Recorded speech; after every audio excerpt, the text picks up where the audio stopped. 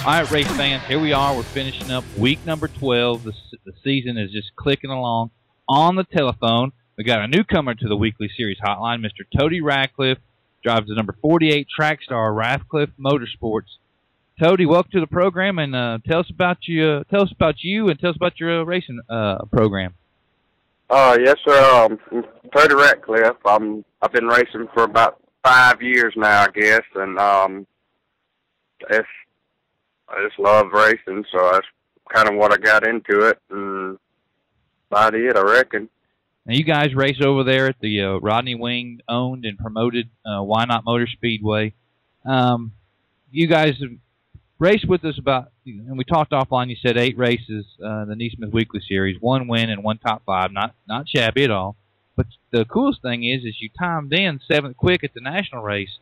Tell us what you expected when the national boys came to town, and tell us how you felt when you got 7th quick.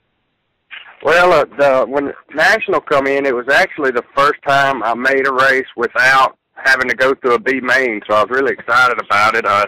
I went out and just made the best lap I could, and when I crossed the checkered flag and looked up, and I seen a 14 flat, and I was like, that's pretty good. And then once I got to talking, I pulled in my crew guys. They was like, that's about 3rd, right? No, they said I was the quickest at the time, but I kept getting bumped, and it surprised me that I actually locked in, for where usually I have to go through a B main or something, and it was really exciting. Well, I've made it known more times than not on this program about the talent, the caliber of driver that a guy has to go up against over in Mississippi. And then I'm just going to talk. This is just the top 3 of the race you're in over the weekend. You come out on top, you win, but you had to beat Jim McDuffie, which was the West Region champion, and Chase Washington out of Holka. He ain't no slouch. I mean, it's got to mean something to be able to. I know you said you don't race with all the time, but when you do come in and race with us, you're sitting 7th quick at a national show. You're beating ex-champions. I mean, when can we expect you to run more with us? I'm hoping soon. I'm hoping everything's turning around for me. It was funny. Saturday, I went when I went to my shop. My shop is about 2 miles from the racetrack, and I went on to the track to see if I could help Rodney and them a little bit. And Chase was there, and as soon as I pulled up to see him, I was like, oh, great, there's another bad boy that's here this weekend. So it kind of, I was like, here we go. But every week at Why Not, we got some guys that is just fast. They could just about go anywhere, I believe, in the state, and win. And not just Jim and Chase. You got Randy Boyd that's usually fast, and Larry Murphy, and Wiley Williams, and Jamie Boland. I mean, it's so many there every week in and week out that it kind of, when you sit there and you run 8 nights pretty regular, it kind of gets to you. But when you do actually do good, it feels real good. I mean, it's a tough group at Why Not every week. That's right, and I don't think there's a track in Mississippi that's not tough. Now, so you get there, you see Chase there, you see McDuffie. What'd you guys have coming off the trailer? Pretty much just everything. I actually bought a set of shocks first of the year that I've been working with, and I'm not the smartest in the world on that stuff, and I've been just playing with them, and it was just trying something a little different, and it seemed to work finally. So you guys get out there and on hot laps. Did you have to make any changes to the car? I mean, was it pretty much just off the trailer good, or what happened? Oh yeah, we got to the track, unloaded, and it was kind of muddy. And when it's muddy and hooked up, I'm usually pretty good, and I usually adjust myself out. And Saturday night, we unloaded the car, and the only adjustment I made all night was I went from like 10 pounds air pressure to 9 pounds in the right rear, and that's it. I didn't change nothing. We unloaded off the trailer, and it was quick all night, and it makes it a lot easier when it does that. Usually I adjust myself out, and I wanted to change some stuff, but I usually go the wrong way, so I didn't even touch it this weekend. Just do the opposite this time. Well, so did you guys set fast time, or how was qualifying? Qualifying was good. I actually timed in third overall. It was McDuffie was first, and then Daniel Bridgman. He started last year, and he's done come on and got pretty quick, and he timed second. I was third, and I think Chase Washington was fourth. I can't remember quite right, and it ended up being me. Jim McDuffie was on the pole, and I was outside pole of the heat race. Chase was third, Randy Boyd was fourth. I can't remember who was behind them, but when I actually seen the lineup, I was like, oh, great. Not only do, I got to race Jimbo, but everybody, I got all these other bad boys that's in mind. So if you guys were wanting to change something after that, I mean, certainly then, were you still fighting the urge to change anything up before the heat race? At the heat race, I wasn't. Why not's usually pretty good if you're good hot lapping and and qualifying, usually heat race time, you're pretty good. It don't really start slicking off until come feature time, and usually it's after the heat races is when I want to change something. But the heat race, we still had plenty moisture everywhere, and I think that's actually when I come down a pound on air pressure is the only thing I changed. All right, talk us through the heat race then. Sir? I said talk us through the heat race then.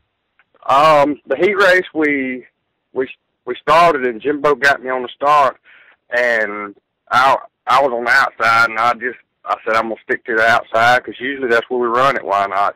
And he left me plenty of room, and we got up through there, and coming out of 2, Chase slid me a little. I mean, he did it clean and everything, and as soon as he did it, I just did a little crossover, and when going into 3, I just went through the bottom, and the car when it rolled through the bottom, it just planted and just felt great. I mean, it had never really felt that good before, so I said I just decided to stay on the bottom, and we run probably a lap or 2, I think, and I noticed I'd catch Jimbo a little bit, and I was sitting there thinking in my head, I was counting, I was like, all right, we got 6 or 8 laps, I said, I think I'm going to catch him. And I was thinking the whole time, what am I going to do if I catch him?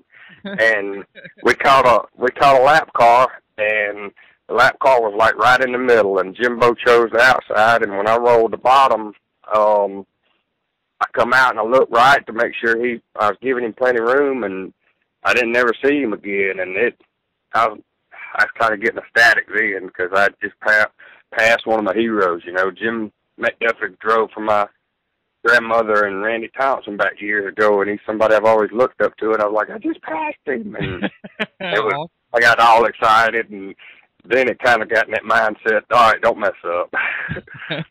So obviously you go on to take the checker there in the heat race, and so you get to the feature. Is McDuffie on the outside of you there? No, sir. He started right behind me, and Daniel Bridgman was on the outside of me, and I knew it was going to be a good, clean start and everything. Daniel's a real good, courteous driver. You ain't got to worry about, having to really just beat and bang with him. And actually, right before we went out, McDuffie was behind me in the lineup. He pulled up and kind of bumped me in the butt, and the guy that helps me, Davey Massey, he kind of laughed. He said, that's Jimbo. And he went back there, and he come back, and he said, Jimbo he said, you better tighten up or you're going to get to feeling that a little more. And so we kind of laughed it off, and we started the feature, and I think for about the first 10 laps, I don't think I ever lifted. I done got in a pretty good rhythm, and then it started, the track started freeing up just a little bit coming up off the corner, and so I started rolling the throttle a little bit, and I hadn't seen the video or anything, but they said about the last 3 laps that Jimbo was just giving me all I ever wanted, and I'm pretty sure he was. That's just the competitiveness in him, and when I took the checker, I think I about to hit the wall from celebrating in the cockpit. Well, I certainly congratulations on your win, and especially beating one of your heroes. That's got to be an extra special deal there. Before we let you go, I want you to thank the any sponsors you might have, or some of the guys that might give you a hand to allow you to run up front? Oh yes, I gotta thank my grandmother, Rita Shannon. She bought me my new track star back probably 2 years ago, and it's really went to work in here lately. I gotta thank Mike Boland for always helping me, and of course there's just so many that's helped me through the years. It's probably hard to get them all, but I know Jody Simpson, him and Davey Massey helped me on my car, and it's good to have him. And Greg Detweiler, he builds my bumpers for me and got me on a little good deal with them. And James Levitt Roofing, he helps me here and there. And Justin McCree, he helps me a good bit on setup stuff, and it's just so many. I probably missed a ton of folks, but it's kind of hard to remember everybody when you can't remember them all. I mean, it's so many that's helped me that it's a ton of them. Well, I'm certain they know who they are. We appreciate you taking your time out of your day. I know you guys were at lunch when we called, so go out there, get you another one, get you another NeSmith win. We'll have you back on the show, and you can remember everybody else to thank. Tody Ratcliffe, 48, track star, Ratcliffe Motorsports. Thank you, man. All right, don't hang up. All right, NeSmith fans, welcome back into the Weekly Series Hotline on the telephone. First time he's on the hotline. It seems to be a common theme today. First time guys coming on. We've got Sean Knuckles. He races up at Malden, Missouri. Also races over at Atwood at the Clay Hill Motorsports Park. Sean, welcome to the program. Thanks, good to be here. So, 2 weeks ago, you guys click off a win over there at Clay Hill. You win this past weekend. Before we get to the wins, tell us a little bit about your racing career and a little bit about your racing program. Yeah, I started out in go-karts when I was 5 years old. Me and my dad, we traveled all over the country and was pretty successful in that. Then when I was 13, moved up, got a dwarf car for a little bit, then a stock car. Then I was actually modified for a couple of years, and just me and my dad still. And then finally, they picked up a ride here with Steve Russian in a late model, and just started 3 weeks ago, I believe it was, and it's just kicked off good. We got 2 wins already. So you're only 3 weeks into your late model career, and you got 2 wins in 3 weeks? Correct, yes. Well, we got a potential superstar. Yeah. Okay, so and I'm looking at the guys you're running against, and it's no slouches. Tate Davenport is obviously a late model guy. He's been racing a lot of NeSmith stuff lately. Ashley Newman, I've had several people tell me a little bit about him. I mean, you're beating some guys. What are you able to bring from what you've been racing to what are you bringing to the crate? Did you just have good car control? Tell me what your thoughts on the crate car. Well, I mean, I've been in a go-kart a long time, and I feel like coming from modified with a little bit more power and a lot smaller tire, I think that has definitely helped me in a late model. It's definitely more like a go-kart compared to a modified, I feel like. And I feel like that's just helped me quite a bit. So. Well, cool. All right. Well, since you guys had 2 wins the last 2 weeks, tell us a little bit about that race up there at Atwood, at Clay Hill there. Tell us a little bit about that race a couple weeks ago. That was crazy. I actually drew really good. I drew the outside pole on the heat race, and I actually got there real late. I missed hot laps, had to go out with the modifieds. Bad deal, and that was obviously my second time in the modified, so it wasn't a good start. And I drew outside pole in the heat race. Like, well, this may not be too bad, I got the jump on the guy, led the whole heat race, and actually pulled straight away ahead. And in the feature, I started, I believe it was a pole, and got the lead off the bat, and actually pulled away, got about a straightaway lead, and a caution came out. And they gave me signals telling me I was pulling away or whatever, and I got a little nervous, I guess, in the second race, and had a few mistakes, and then guys were all over me, man. They was beating my back bumper off and all kinds of stuff. And actually, on the last lap, a guy had me clear on the back stretcher, and I just drove over there real hard and came out on top by, I think it was 2 feet. So, and then left fender was all beat up in victory lane, and actually on the way to the trailer, the left rear cut a tire and went flat. So we was very fortunate. So it was awesome. Well, then moving on to Malden, you guys went up against some of the best guys that are around that area, and Ashton Newman, Tate Davenport. Tell us a little bit about that race there at Malden. Yeah, actually, the Hot Laps, it was all right, and the car was all right, I guess. And then with the heat race, made a few changes. The car was actually terrible. I mean, it was pushing real bad. I couldn't really do anything. But I started on the pole. I do good there, too. I guess that always helps. And a guy got around me, ended up second. So I started third in the feature, and we made a bunch more changes. And the car was absolutely perfect. And we just drove around them and pulled away, and no cautions or nothing. It was a good race all around for us. So, I mean, are you familiar with the guys that you did beat at Malden? I mean, are you familiar with the names Barry, Davenport, and Newman? I mean, did you realize? Not really. I know a couple guys. I know Kyle Barry, he's a big weekly guy, and Mason Overkramer as well. I know them guys pretty good. Me and Mason, we traveled all over in go-karts and stuff together, so he's helped me quite a bit too. So, well, with all I know. So, with all the success you're having here, are you guys gonna try to make any of our touring shows? I don't know. We haven't really talked about it.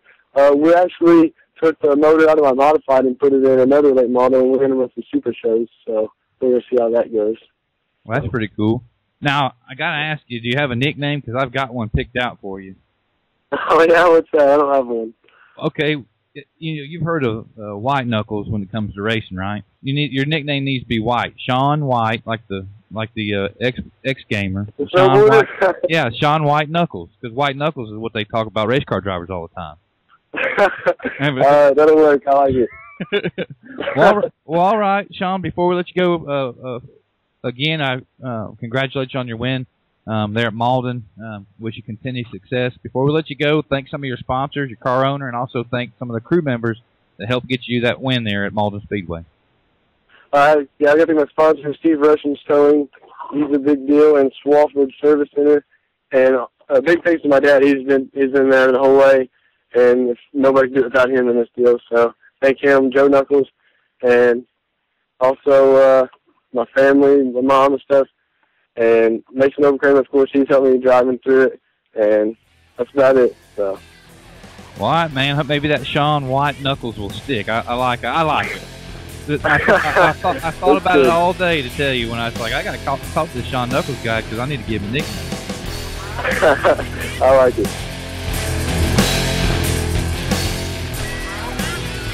Welcome back in, NeSmith fans, to the Weekly Series Hotline. We're going to end the program this week with Larry Harrod.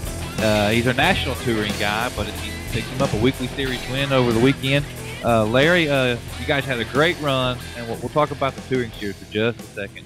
But at 411, you guys had a great run. Talk to us a little bit about that race up there, the J.T. Kerr race. Yeah, it was a J.T. Kerr Memorial race. I was, I was very honored to be at that race. I didn't know him, but I heard a lot of good things about him, and wished I had known him. But like I said, it was a real honor to be there, and we qualified on pole that night, and I was real thrilled about that, and had never seen the track before, and had a good qualifying and run there, and started a race, and wound up finishing third. Not familiar with the track and what it does throughout the night. I was very pleased with what we done there. Well, like you said, a lot of the guys hadn't seen the track before, but the track was in good shape. The fans turned out it was great turnout of fans. You guys pulled. It was a packed house. It sure was. Packed, and all the staff, the ownership, the promoter of that up there at that racetrack were so pleased with the turnout and with the show that the NeSmith series put on that I'm sure we'll be back up there. You guys ended up running third that night. We had a pretty good battle for the lead there. Everybody seemed like they had a shot at it. Ronnie Johnson, yourself, Wilson, the guy that ended up winning. So. But fast forwarding, we're off. The touring series taking a little break here, coming up on the 4th of July shows. You go back to East Alabama, and like I said offline, you break Joey Thomas's heart and steal one from him. Tell us about the race over the weekend at East Alabama. Yeah, we went over there. Hadn't been there in quite a few months, and just wanted to go back and freshen ourselves back up, there at our home track, and try to get dialed in for these, the 4th of July race and all. Just wanted to get back home and make sure we were still, tuned in there. And, of course, we qualified on pole, had a real good run, and won that night. And the next night qualified 4th and finished 3rd, but I think one of the other guys had some technical difficulties with his with the engine. Something about his engine wasn't right, so we wound up with a 2nd place finish, and so I guess a 1-2 finish for the weekend was pretty good. So I was happy with that. Now, and Mr. Joey Thomas has won a few races on there, and he's no stranger to the weekly series Hotline. He always speaks highly of you, so I want the other end of that conversation. What kind of a driver is Joey Thomas? Oh, he's a very good driver. He's still learning a lot, and I think he's doing real well where he's at and what he's doing. And matter of fact, he's on pole Saturday night, and we chased him most of the race and got in some lap traffic, and some of the other guys got by him, and I got by him. But there again, this experience, is what got him, I think. But I think, give him his due time, I think he's going to be hard to deal with. He already is. He's a real good driver and takes good care of his equipment and all. And he ain't scared to put one around the corner there. But I think once he gets some more experience on his belt, he's going to be hard to handle. Well, it's always pretty cool when you hear other drivers speak so highly of other drivers. I think it shows the amount of respect, even at the weekly series level, the amount of respect that the drivers have for each other in the NeSmith series. Well, all right, before we let you get off here, I want you to thank some of your sponsors and also thank some of them crew members that help you run up front when you get to the racetrack.